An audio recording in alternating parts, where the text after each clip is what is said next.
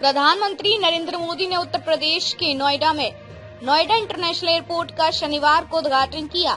जनसभा को संबोधित करते हुए प्रधानमंत्री ने कहा कि देश का सबसे बड़ा राज्य उत्तर प्रदेश अब उन राज्यों में शामिल हो गया है जहां कई अंतर्राष्ट्रीय एयरपोर्ट मौजूद हैं। उन्होंने कहा कि इस एयरपोर्ट के शिलान्यास और उद्घाटन दोनों का अवसर उन्हें मिला, लेकिन उन्होंने उद्घाटन का श्रेय जनता को दिया। साथ ही प्रधानमंत्री ने विपक्ष पर भी निशाना साधा है। उन्होंने कहा कि जिस उत्तर प्रदेश ने उन्हें सांसद बनाया, उसी प्रदेश की पहचान अब इस भव्य एयरपोर्ट से जुड़ गई है।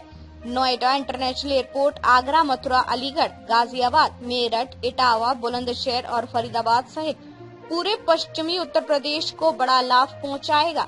प्रधानमंत्री मोदी ने कहा कि आज का यह कार्यक्रम भारत के नए मिजाज का प्रतीक है। उन्होंने कहा कि पश्चिम एशिया में चल रहे युद्ध के कारण पूरी दुनिया चिंतित है और कई देशों में खाने पीने की चीजों, पेट्रोल, डीजल और गैस का संकट पैदा हो गया है।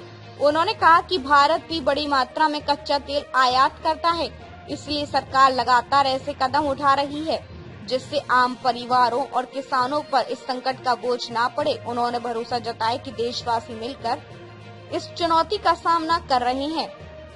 प्रधानमंत्री मोदी ने कहा कि पहले की सरकारों ने नोएडा को लूट का एटीएम बना दिया था, लेकिन आज वही क्षेत्र उत्तर प्रदेश के विकास का इंजन बन चुका है। उन्होंने कहा कि इस एयरपोर्ट को 2003 में मंजूरी मिल गई थी, लेकिन सालों तक ये फाइलों में दबा रहा। 2014 के बाद और उत्तर प्रदेश में सरकार बदलने के बाद ही इस प्रोजेक्ट को गति मिली और अब ये बनकर तैयार हुआ है।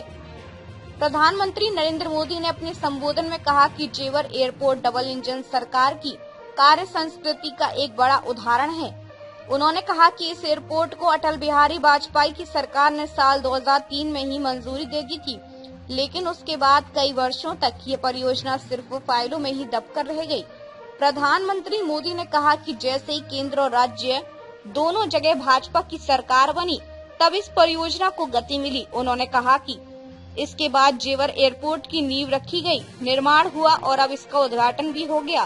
प्रधानमंत्री ने कहा कि पहले के सत्ताधारी नोएडा आने से भी डरते थे। उन्होंने अपना अनुभव साझा करते हुए कहा कि जब उन्होंने यहां आने का कार्यक्रम बनाया था, तब उस समय के मुख्यमंत्री खुद नहीं आए और उन्हें भी आने से रोकने की कोशिश की गई। उन्होंने कहा कि आज वही नोएडा पूरी दुनिया का स्वागत करने के लिए तैयार है और उत्तर प्रदेश के विकास का एक मजबूत इंजन बन चुका है।